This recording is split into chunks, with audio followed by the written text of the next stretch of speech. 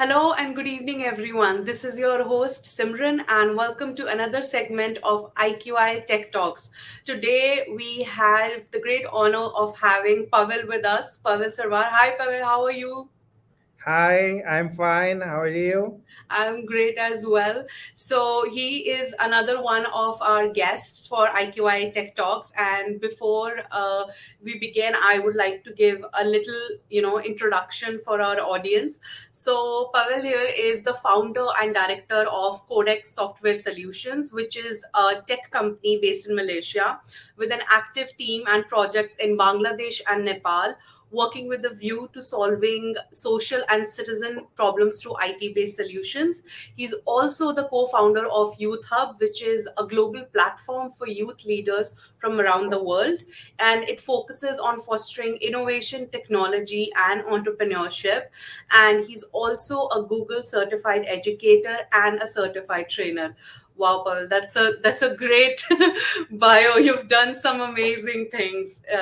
Thank you so much for being here.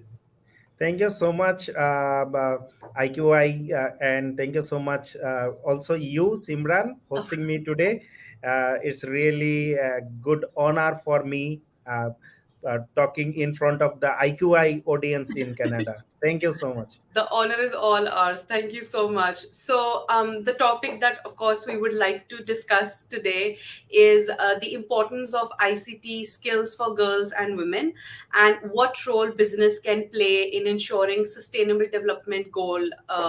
you know, uh, sustainable development goal for is fulfilled. So, based on this topic, which is again such an incredible topic and so interesting, so you obviously being the founder of a organization like Youth Hub, you, in your experience, what has been the greatest roadblock for women and girls in accessing education and skills development, especially when it comes to technical skills? Yeah, thank you so much. And this is one of my favorite topic for talking about because I born in a very small village in Bangladesh. So growing up in a developing country like Bangladesh, so I have seen that dearly the necessary for the quality education, especially the tech education. So for me, education like a magic wand. So that's why I try to work for my community. I try to do some contribution for our future generation. So if I come to your the question directly, the roadblocks for women and girls in accessing the technical skill is that the long held nation that men are mentally the superior and the better suit to the STEAM fields. So, if I explain more, the many girls and the women report that they are not interested in the science and the engineering fields, and the lots of the lack of the information. So that's why the women and girls are not fully. They are aware of the advantage, the learning of the technical skill. Also, the country like developing country like Bangladesh, India, Nepal, the South Asian countries, the parents and the teachers encouraging the girls much less than the boys for studying in the ICT the education.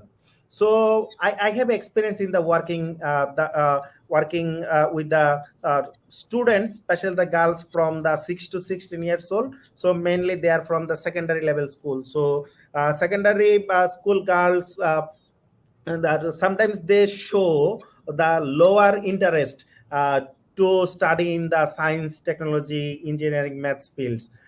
And also the girls and the women have the lower access to the ICT tools. But based on my experience, I have seen that the connectivity and the networking, the accessibility, they have less than the boys. So we need to make our world more accessible for the women and girls to reduce these roadblocks. Uh, uh, uh, and the women and girls they face the lots of the online harassment and in the not only the online in their the fields also they I want to say that they get much accessibility than the boys. So those are the roadblocks I have seen from my this short career. And Over to I you. have to agree with you. I feel I've even I was to school because I went to school in India. That even though I went to, I lived in a bigger city, I went to, a very famous school. I always saw boys getting more pushed into STEM. I was one of the few girls that, openly always said I want to go into STEM. Eventually I went into law, but I saw the lack of girls being pushed towards STEM subjects because they were considered predominantly men's field. So I have to commend you. This is great work and amazing. Yeah, I want to add with you something Yeah, like it's the people perception. The girls cannot do better in the tech fields, but it's the wrong theory because I have a software company, and most of our developers, the computer programmers, they are girls. So sometimes my friends from the same industry, sometimes they ask me why we hire the girls, but from my experience, I can proudly say that girls is more active doing their work because you see, I said I born in a village, right? yeah, So when my mother sleep, I have seen that my mother also working when she is sleeping because she is preparing her mind morning what she need to cook. So that's true. when girls do the work, they try to do the best. And the computer programming, developing the website, the mobile application, it's a creative things. Yeah, So for doing creative work, you need a creative mind. So that's why we need to give the opportunity to the girls to show them their capacity, their creativity. I just wanted to add this one with you. Thank you so much. of course. And that I agree. I agree. Our brain overworks sometimes. So my next question to you is, what role do you think business community should play in supporting young women realize their full potential? Yes, the business community need to take the ownership for reducing the gap between industry versus academia, because the global business community must support the women to realize their full potential. As I mentioned just now before, we need to give them the access as a leader in their professional fields. And I would like to suggest that we need to give more support to build women communication skill, to give women decision making rules, and to provide them the space for leadership, to create more potential decisions. We need to give them these decision making rules. And there is also something to be said for creating an agile working environment. And I also want to add one more thing, that business leaders, both men and women alike, must appreciate and nurture the entrepreneurial talent offered by the women, because sometimes we found that the women, they can generate the more creative, more effective the idea they can bring this idea. So business leaders, they need to give them the access for making their idea to the enterprise. Need to give them the space to enlarge their businesses. And also this can be achieved by investing in the women-led small businesses, and providing them the mentorship, providing them the coaching for women through the business engagement programs. So like the global business community, uh, they need to take the initiative. I can say I can say with you that I have a working experience with the IQI Global. So why I like the organization like IQI Global? Because IQI, they are supporting the small businesses. They're supporting the solo or the entrepreneurs, solo innovators. But that 2019, we organized jointly one training session in Malaysia for the jobless the youths, for the for the mom entrepreneurs. Yes, correct. For the mom entrepreneurs. So the when mothers we if we can make the mothers as a innovative mother, then our future generation will be Of course. innovative. So that's why I want to say that we are the business community, we must support the women to realize their full potential. We need to give them support to explore. We need to support them to achieve their goals. Yeah, over to you. That's why they say to educate a mother is to educate a village. Of course.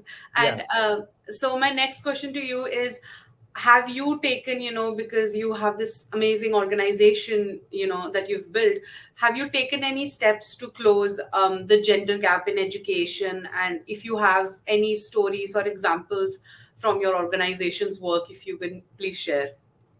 Thank you so much. Yes, as you mentioned earlier, but during my introduction, I co-founded a global youth lead organization, Youth Hub. So Youth Hub is a youth lead organization. So we are focusing and we are currently working to educate and enable the youths, school students, especially the girls, in computer science, innovation, and computer programming and STEM education. So what we want to do, we want to make computer science, ICT skills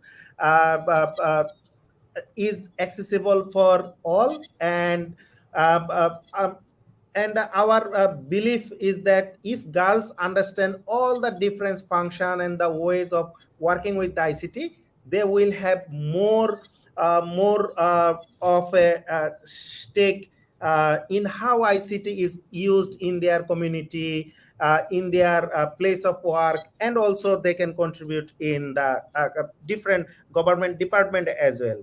So yeah, I have so many the stories experience from my organization I can share.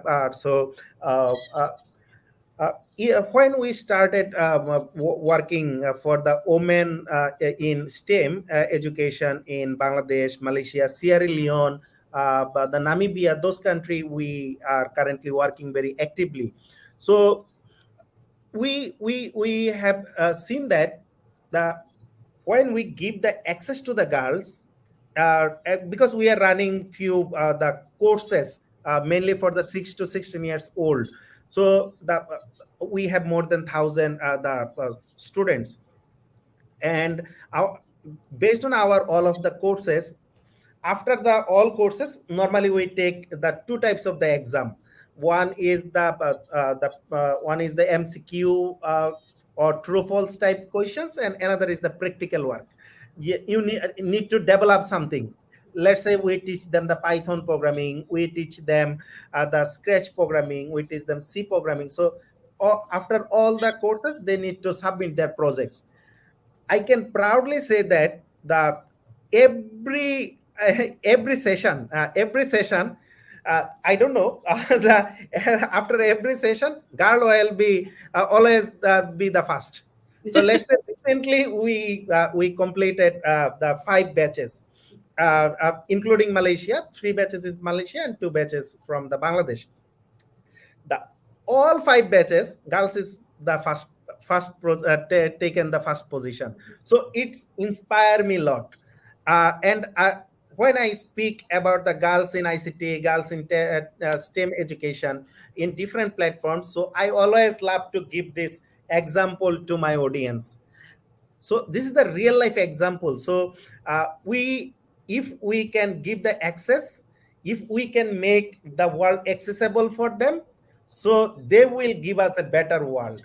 So actually I wanted to share this story with you.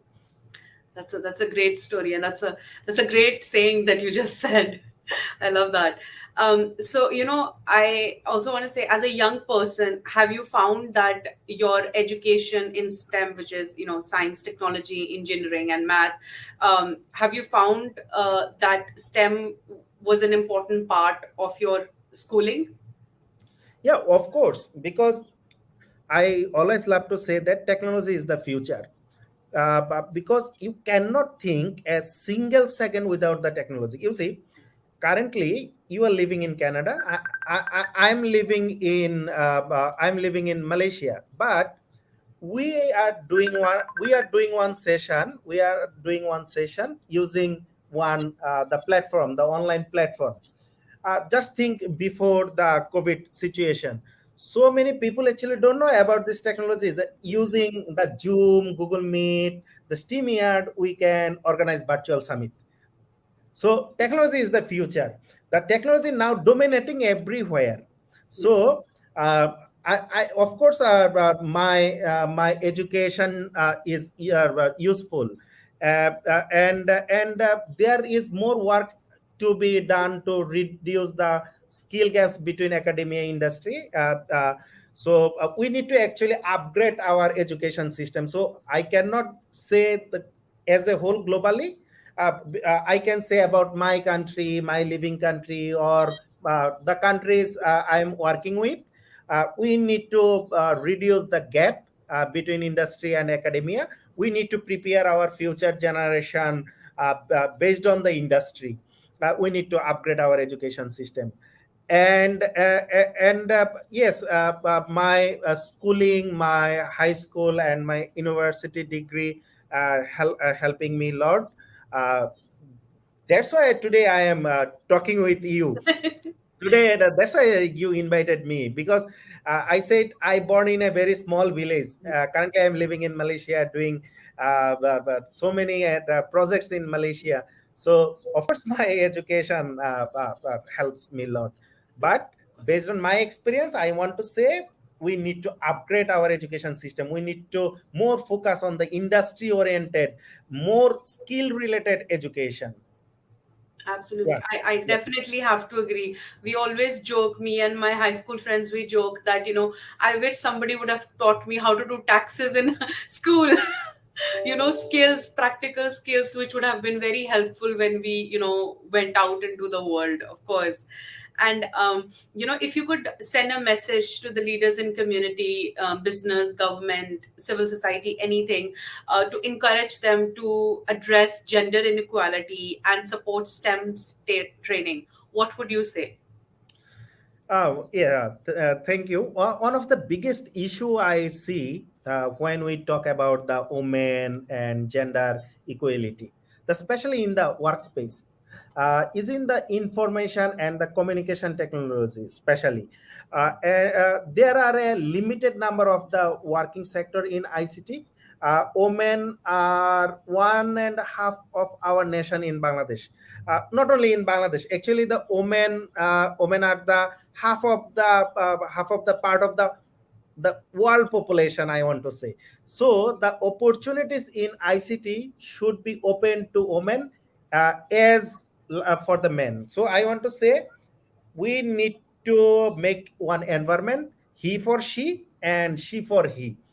So women need to support the men need to support the women, because if we talking about the sustainable development goal, industry 4.0, if we want to achieve that, only the men cannot achieve this one.